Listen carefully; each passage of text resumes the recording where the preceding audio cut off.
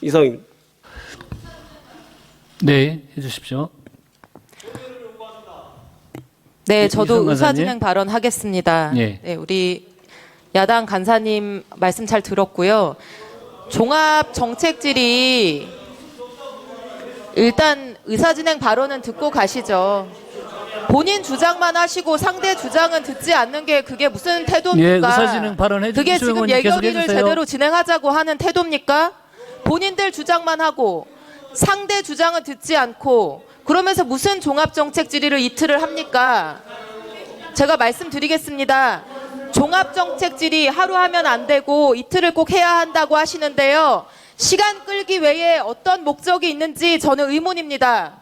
지난 1차 추경 때 정책 질의 이틀 했습니다. 근데 지금 이 상황에서 이틀이 주어지면 누구한테 무슨 질의 하시겠습니까? 진짜 궁금합니다. 저 자리에 앉아 계신 분들 보이십니까? 기관장이 불출석한 기관이 지금 적지 않고 이제 새 장관 임명됐기 때문에 나오지 않겠다고 어제도 줄줄이 불출석 사유소에 도장 찍어달라고 찾아왔습니다. 그나마 출석한 분들도 그중 절반은 이제 곧 임기 끝나고 떠나실 분들이고요. 이번 추경안 어떻게 집행할 건지 확인하고 묻는 거 얼마든지 필요하지만 책임 있게 답변할 수 있는 장관도 아직 없고 윤석열 정권에서 임명한 장관들은 나 몰라라 출석도 안 하겠다고 하고 대신 출석한 차관님들도 책임 있는 결정이나 답변할 수 없는 상황인데 이틀 동안 질의할 만한 제대로 된 질의 상대가 지금 있는 상황입니까? 지금 민생이 벼랑 끝이라서 정권 바뀌고 장관도 임명되지 못한 상태에서 추경하는 특수 상황 아닙니까? 민생 이렇게 망친 게 도대체 누군데 이렇게 적반하장하는 태도를 보이는 겁니까? 이런 상황에서 정부에 대한 정책 질의 이틀이나 하는 게 무슨 의미가 있다는 것인지 아니면 정말 질의가 아니라 그냥 새 정부의 추경안이 못마땅해서 시간이나 더 끌어서 방해하겠다는 것이 아닌지 저는 정말로 궁금합니다. 그리고 이렇게 시간을 끌면 그 피해는 고스란히 국민들에게 갑니다. 어제도 저희 지역에 식당 사장님 한 분이 다가오셔서 소비 쿠폰 언제 지급되냐고 물으셨습니다. 몇 달째 손님이 없어서 근근히 버티고 있는데 그것만 기다리고 있다고 합니다. 아마 비수도권은 더 심각할 겁니다.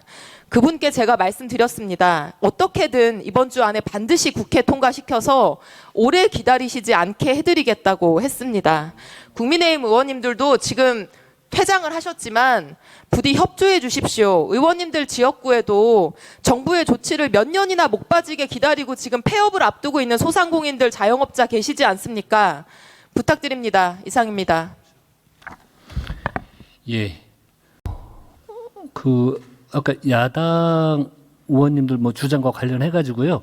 우리 이소영 간사님께서 이제 간사님이 선임 되신 만큼 양당 간사님께서 원활한 회의 진행을 위해서 밖에 나가서 그 간사님 그 야당과 협의를 좀 의사 일정 관련해서 협의를 좀 해주시기 바랍니다.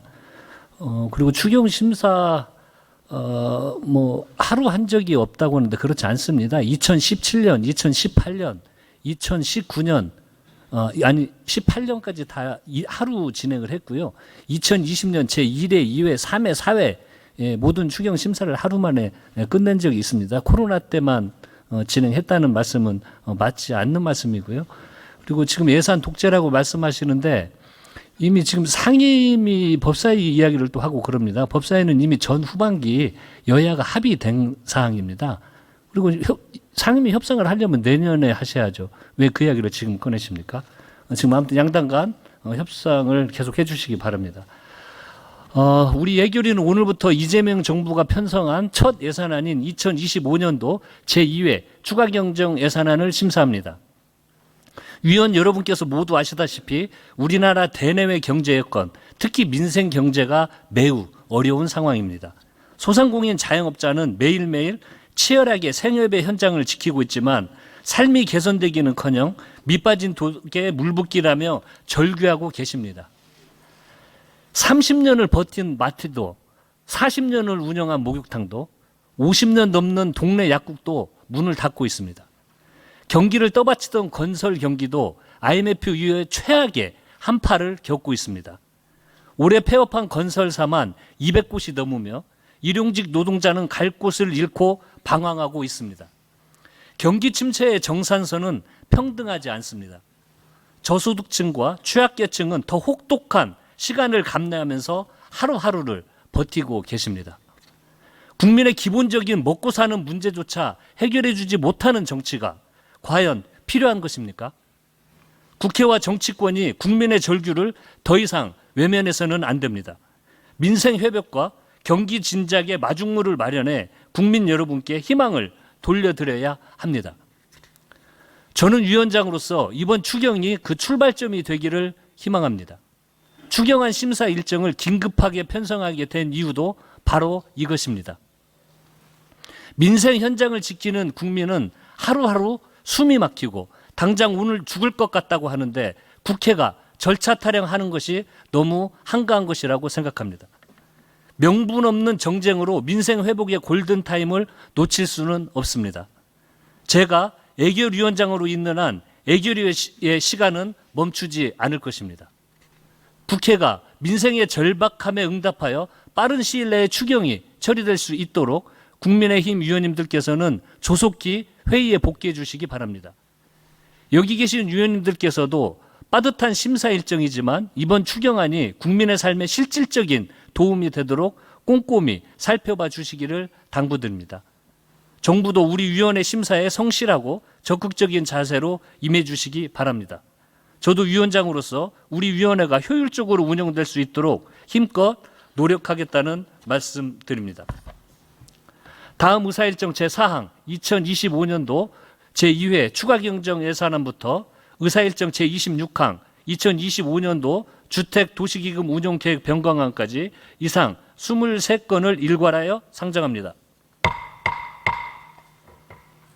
추경안 심사에 들어가기에 앞서 회의 운영과 관련된 사항에 대해 말씀드리겠습니다. 오늘 종합정책질의를 실시한 후 내일 오후에 소위 심사를 진행할 예정입니다. 서면 질의 접수는 오늘 회의 산의시 마감할 예정이오니 원활한 소위원회 진행을 위해 반드시 시간을 엄수해 주시기 바랍니다. 참고로 사전에 각 위원실에 안내해 드린 바와 같이 오늘 상정된 22개 기금 외에 다른 기금에 대해서는 서면 질의를 하실 수 없음을 양지해 주시기 바랍니다. 다음으로 전체 회의 질의 시간에 대해 말씀드리면 주 질의는 답변 시간 포함 10분, 보충 질의는 답변 시간 포함 5분입니다.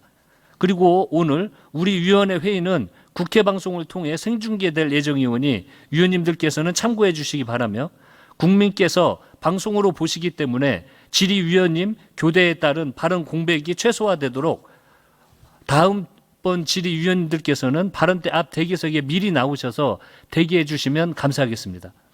끝으로 국민위원 등 정부 관계자 등께 말씀드리겠습니다.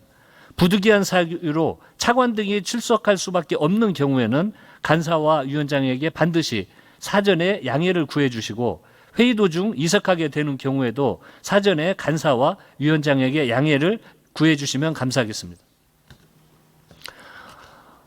통상의 추경안 등의 심사는 국무총리의 인사 말씀을 듣고 각 부처 소관별 제안 설명과 수석 전문위원회 검토 보고를 들은 다음 위원님들께서 질의하시는 순서로 진행하였습니다. 하지만 오늘은 이주 국무총리 직무대행이 참석하지 않은 관계로 각 부처 소관별 제안 설명 순서로 넘어가겠습니다. 그러면 이형열 기획재정부